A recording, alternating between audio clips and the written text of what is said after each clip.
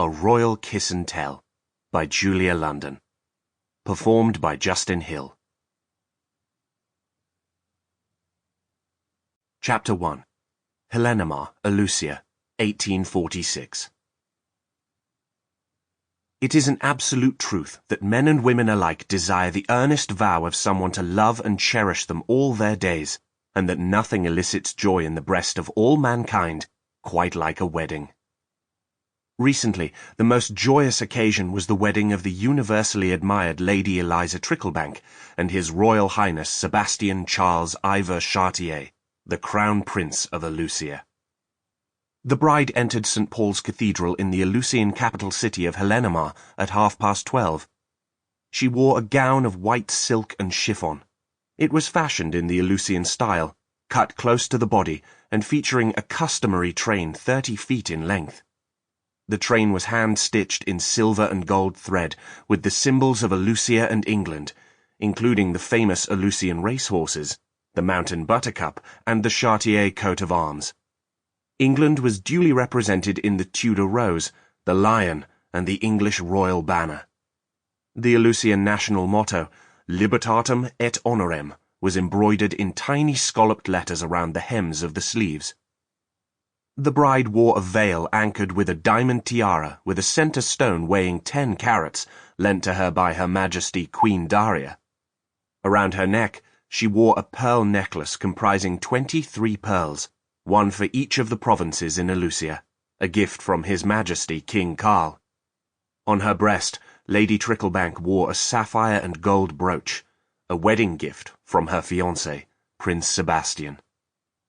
The prince was dressed in a black frock of superfine wool, worn to mid-calf, a white waistcoat embroidered in miniature with the same symbols of Alucia and England as the bride's train, and a silk cravat, trimmed in silver and gold thread. He wore the crown bestowed on him at his investiture as Crown Prince.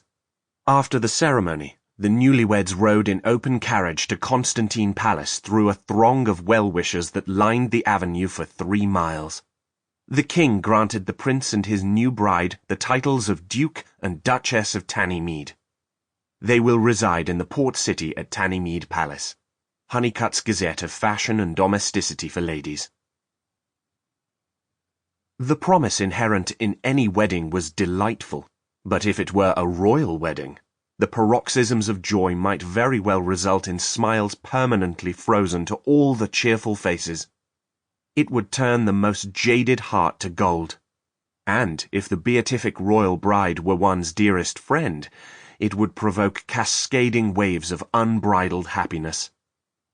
Lady Caroline Hawke was over the moon at the good fortune of her dearest friend Eliza Tricklebank, who was, at that very moment, swearing her love and fealty to Prince Sebastian.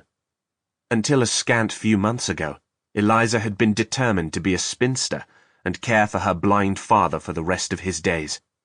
She spent her days in plain gowns and aprons, alternately reading to her father or engaging in her curious hobby of repairing clocks.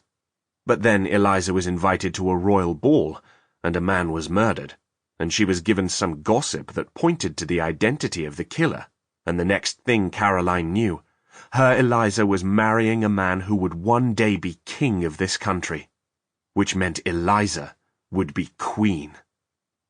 It was so improbable, so impossible, that it went well beyond even the wildest fairy tale Caroline had ever heard or had the capacity to imagine.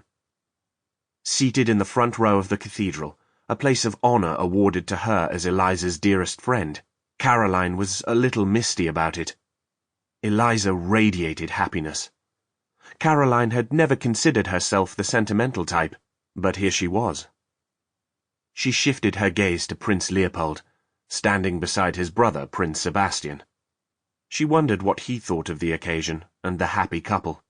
He was quite tall, and had a robust and muscular figure. The broad shoulders of his coat tapered to a slim waist, then flared out again. He looked so regal and masculine that Caroline allowed herself a bit of a daydream. She imagined walking down this very aisle on his arm. She refused to ruin this pleasant little dream by recalling his wretched reception of her at the royal banquet. At that august event, Sample complete.